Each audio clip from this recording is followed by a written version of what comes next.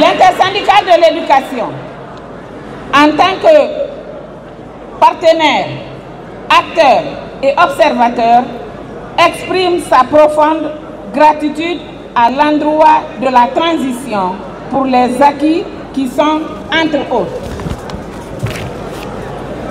le recrutement de 12 000 enseignants, 10 000 enseignants communaux et 2 autres 1000 à travers le concours de la fonction publique, diminuant de manière drastique le manque criard d'enseignants, rehaussant le taux de réussite dans les différents examens.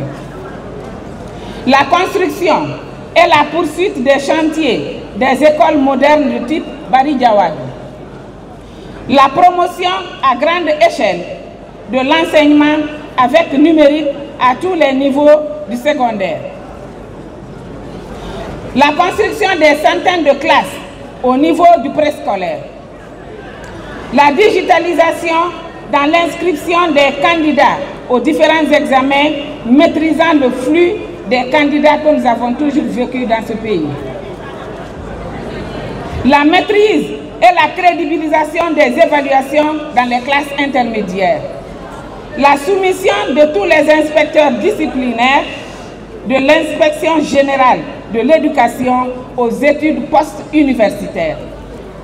L'augmentation des salaires à hauteur de 35%.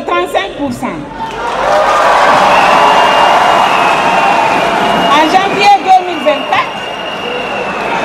dont l'échelonnement finit en juin 2025.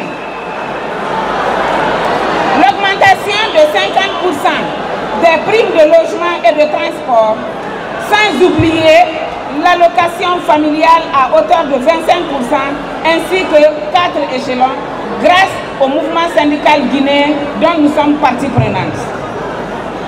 Une prise en charge d'assurance maladie à hauteur de 80% par la Caisse nationale de prévoyance sociale, dont nous saluons la présence de la directrice générale dans notre équipe.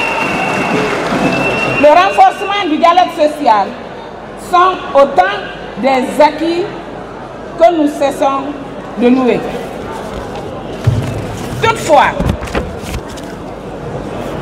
mes chers invités, convaincus d'exercer la profession la plus contraignante de l'administration, nous encourageons la poursuite de ces réformes dans notre secteur tout en exhortant au gouvernement ceci. 1. Le déblocage du salaire des enseignants, coupés ou bloqués de leurs moyens de survie. La construction des logements sociaux pour les enseignants. La gouvernance participative. La révision du statut particulier des enseignants du média.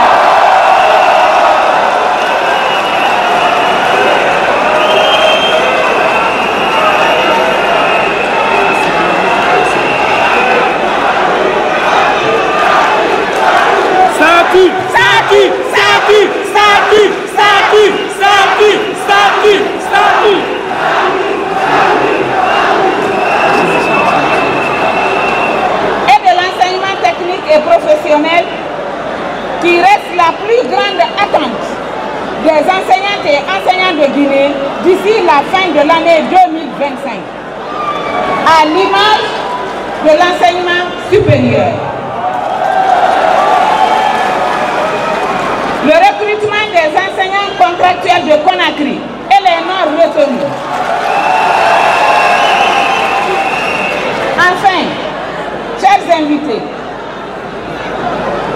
c'est le lieu pour nous de réitérer que l'intersyndical de l'éducation s'est fixé pour objectif d'œuvrer incessamment pour faire du secteur éducatif le plus attractif en matière d'employabilité dans l'administration publique en accompagnant le gouvernement du président Mamadi Doumbouya dans les réformes.